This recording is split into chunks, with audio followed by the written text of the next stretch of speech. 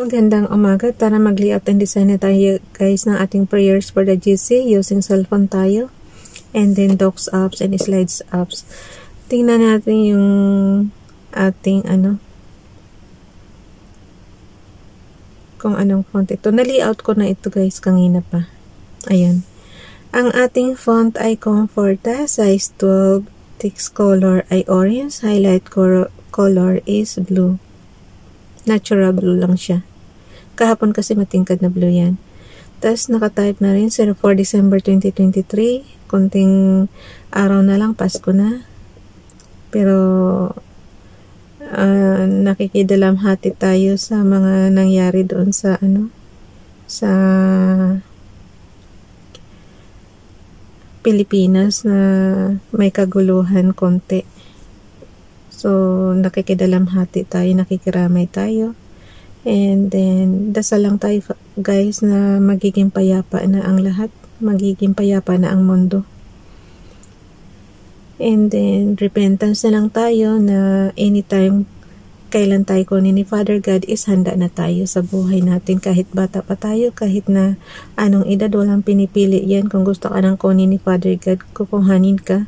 So, yun, mag-repent na lang tayo para anytime na kuhanin tayo is handa na tayo. Ganun lang siya guys. Kasi iram lang ang buhay natin eh. So, pero kung yung sa nawa hindi ganun kasakit yung yung pagkuha sa atin. Katulad nung COVID-19, katulad niyang mga kaguluhan, parang ang sakit-sakit naman pagkaganyan ang ang gusto ko natural death na lang. Ayun. Pero pray lang guys para maging masaya pa rin tayo. So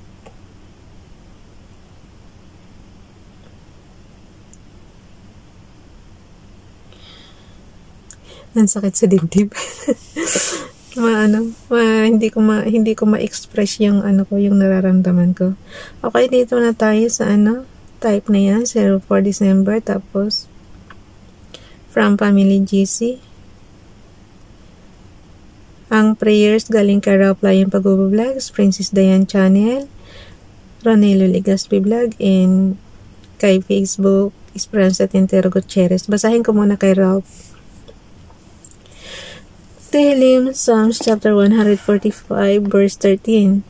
Thy Malchus is a Malchus called Olamim, and thy Memshalit for called Dor-Bedor.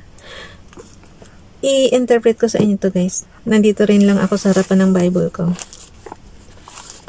145, verse 13. Kasi sabi ko nga sa inyo, mag-aral tayo ng Hebrews language kahit pa konti-konti lang. May matutunan tayo. Ito yung interpretasyon niya. Ang paghahari mo ay sadyang walang hanggan. Hindi magbabago. Di ka bibiguin sa bawat pangako pagkat ang Diyos ay tapat. Ang kanyang ginawa kahit ano ito ay mabuting lahat. Ayun. Yun pala ibig sabihin yan. Napaka-eksi lang sa Hebrews Bible pero napakahaba sa Tagalog. Okay. Ibig sabihin yan, ang paghahari mo'y walang hanggan. Sadyang walang hanggan, hindi magbabago. Tapos hindi ka bibiguin sa bawat pangako pagkat ang Diyos ay tapat, ang kanyang ginawa. Kahit ano ito ay mabuting lahat. So kahit ano man yan guys, mabuti pa rin yan.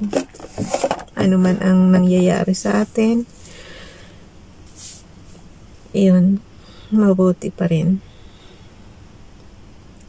Okay, dito naman kay Princess Diane Channel, Get Twist. Oh, nag-pop up siya. Get wisdom, get understanding, forget it not, neither decline from the words of my mouth. Proverbs chapter 4, verse 5. Dito naman sa repost prayers from Ronelo Legaspi Vlog.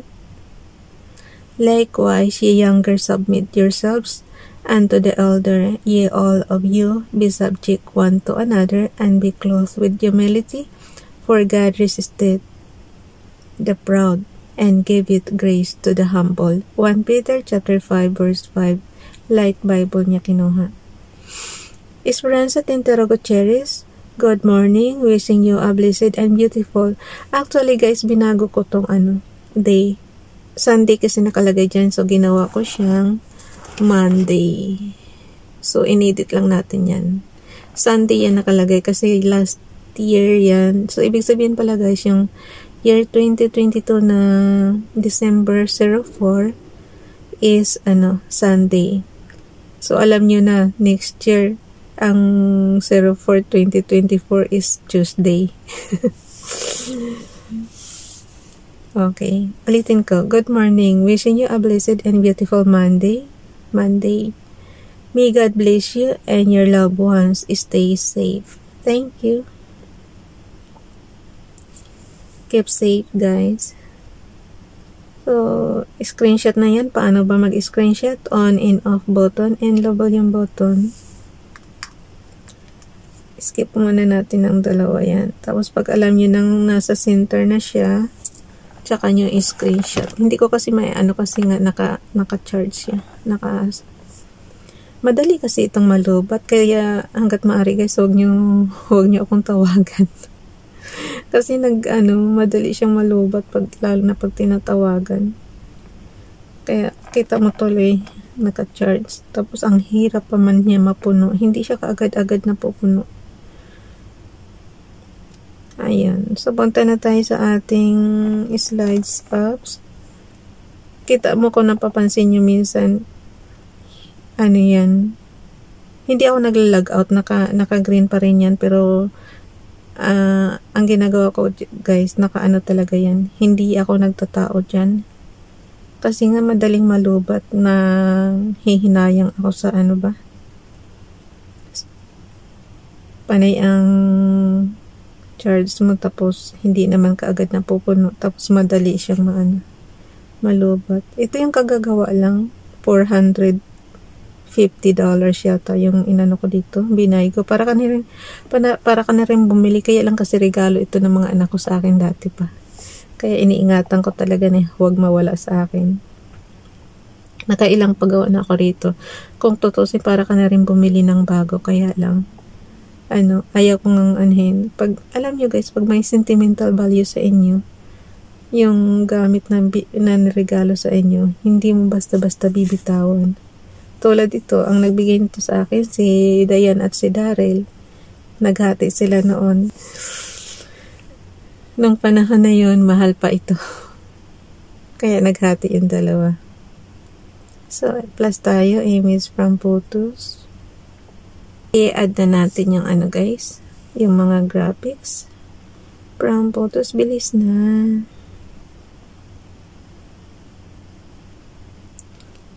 Biglang sumakit ulo ko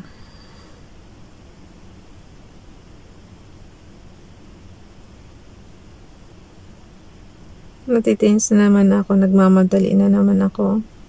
Nakikita ko yung oras, ilang minuto na lang. Tapos, yung dalawang fingers niya, isang sa top, isa sa bottom. Pag nakita niyo ng guys, ayan. Konti lang yung sa gilid na, paano ba?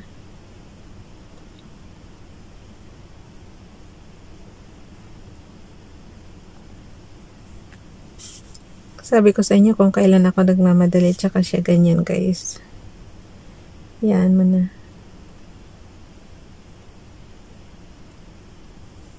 Okay. Pagdikitin lang natin yan. Tapos pagka alam nyo nang nadikit na, i-zoom na lang natin para ma-screenshot natin. On and off button. On and off button. Yung screenshot yun. Pero ito yung i-zoom natin. Yung dalawang fingers mo, isang sa top, isa sa bottom. I-stretch mo lang ng konti. Kasi nga di pa touchscreen yung ating cellphone. So, babatakan mo lang ng konti para ma-center na siya. Tanggalin ko na nga sa pagka-charge muna para maipakita ko sa inyo. So, yan. Pag nasa center na, pag nasa center na siya, tsaka nyo screenshot, on and off button and low volume button. Ganun lang siya kasimple. So, mayroon ka ng screenshot. Gawin mo, punta ka na sa gallery mo, nandoon na yun. So, ang gawin mo na lang dito, i-crop mo na lang, tab tsaka sa bottom. Yung gilid, huwag na, kasi, yung left and right, huwag na, kasi, ano na nga, di ba nung i-zoom mo siya, na tansya mo na yung left and right. So, ang gawin mo na lang, nakasave nga tayo ng time pag ganyan eh. So, top and bottom na lang ang tatanggalin mo. Kasi yung kita mo, may oras pa siya, mayroon pa siyang mayroon pa siya sa mga, yung mga smears, kailangan tanggalin. So, crop na natin yan. Yan ang ipapasa natin sa GC. So, yan, konti lang. Simple lang naman yung mga tutorial natin, guys. 2 years na natin itong ginagawa. Kailangan ang importante dito, araw-araw, iba yung prayers natin. Ngayon lang naman tayo, nitong taon lang nagre-repost prayers kasi binabalikan natin yung mga ilang taon natin ginawa. Halimbawa niya, year 2022, ginawa natin. So, yan. Yung last year. Pero, sa totoo lang 2 years na tayo dito.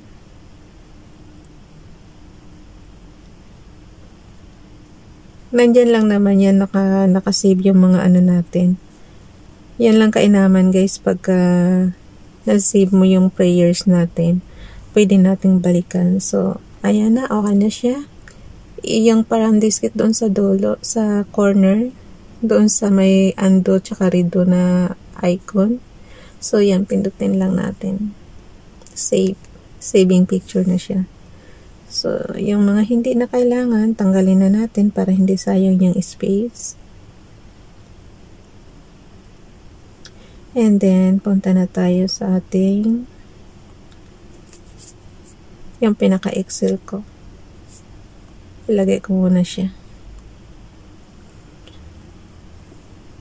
Ako na magpasa sa, guys, sa GC. Bye everyone. God bless.